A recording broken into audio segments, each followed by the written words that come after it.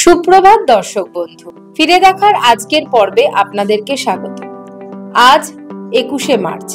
চলুন দেখে নিই আজকের দিনের কিছু উল্লেখযোগ্য ঘটনাবলী। 1916 সালের 21শে মার্চ অর্থাৎ আজকের দিনেই ওস্তাদ বিসমিল্লাহ খান সাহেব জন্মগ্রহণ করেন। তিনি ছিলেন একজন ভারতীয় সানাই বাদক। ভারতের উচ্চাঙ্গ শাস্ত্রীয় সঙ্গীত জগতের এক অবিস্মরণীয় নাম।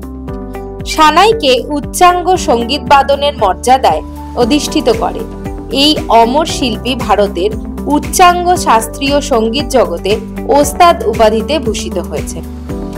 উচ্চাঙ্গ সঙ্গীত শিল্পীদের মধ্যে তিনি তৃতীয় যারা ভারতরত্ন পদক পেয়েছেন।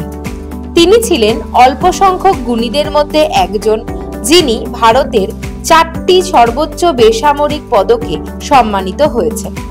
1836 সালের 21শে মার্চ অর্থাৎ আজকের দিনেই কলকাতায় প্রথম public library Calcutta public library প্রতিষ্ঠিত হয়। এটি ভারতের শিক্ষার প্রসার এবং পাঠক সমাজের উন্নয়নে গুরুত্বপূর্ণ ভূমিকা পালন করে।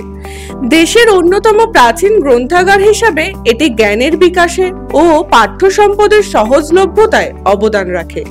এর প্রতিষ্ঠা ভারতের গ্রন্থাগার ইতিহাসে একটি গুরুত্বপূর্ণ মাইলফলক এবং অঞ্চলটির শিক্ষা ও সাক্ষরতার উন্নতির জন্য তা অত্যন্ত প্রভাবশালী ছিল।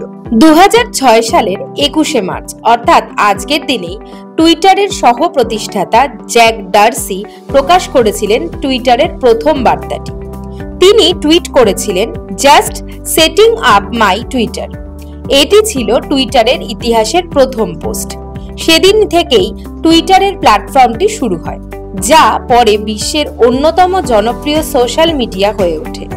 আজকের দিনে টুইটার বিশ্বব্যাপী মানুষের চিন্তা, মতামত এবং তথ্য শেয়ার করার অন্যতম বড় মাধ্যম হিসেবে প্রতিষ্ঠিত হয়েছে। টুইটার এখন এক্স হ্যান্ডেল হিসেবেও পরিচিত। এই ধরনের তথ্যযুক্ত ভিডিও যদি আপনাদের ভালো লেগে থাকে তাহলে অবশ্যই আমাদের চ্যানেলটি সাবস্ক্রাইব করবেন।